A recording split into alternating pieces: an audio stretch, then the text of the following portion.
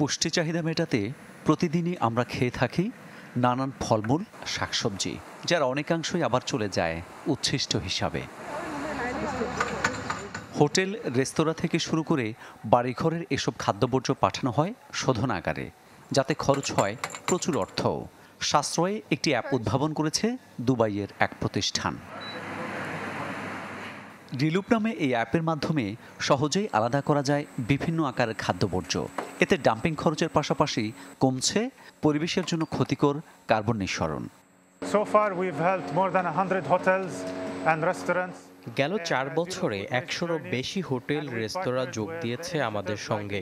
2021 সালে চালুর পর 10 লাখ টন কেজির বেশি খাদ্যবর্জ্য সরিয়ে নিয়েছি আমরা, যাতে রোধ করা গেছে 1,20,000 টনের বেশি কার্বন গ্যাস।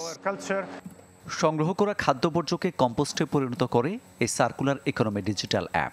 সময় লাগে প্রায় 12 সপ্তাহ। উদ্যোক্তারা বলছেন, খাদ্য উৎপাদন বৃদ্ধিতে সরকারি লক্ষ্য পূরণে সহায়তা করবে এই প্রযুক্তি। খাদ্য বর্জ্যে প্রচুর পুষ্টি রয়েছে, যা আমাদের মাটির গঠনকে উন্নত করে। আপনি জানেন, আমরা বালুময় মরুভূমিতে বসবাস করি। খাদ্য বর্জ্যকে জৈব সারে পরিণত করতে পারলে আমাদের খাদ্য নিরাপত্তায় সুরক্ষিত করা সম্ভব। মোট খাদ্যের 90% আমদানি করে থাকে উপসাগরীয় তেল উৎপাদক দেশটি। তাই নজর দিয়েছে গৃহজাত খাদ্য উৎপাদন বৃদ্ধিতে। খামারিরা বলছেন, লক্ষ্য পূরণে ভূমিকা রাখবে এই জৈব সার। খাদ্য ব্যবস্থার সবচেয়ে গুরুত্বপূর্ণ উপাদানগুলোর একটি হল প্রাকৃতিক জৈব সার। এটি ফল, মূল ও শাকসবজি উৎপাদনে প্রভাব ফেলে। বলতে পারেন, ভবিষ্যতে খাদ্য নিরাপত্তায় এটি কৃষকদের ব্যাপকভাবে সহায়তা করবে।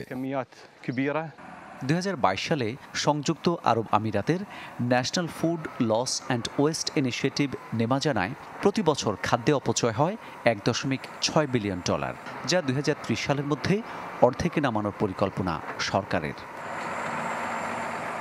মামুন উর রশিদ, চ্যানেল 24।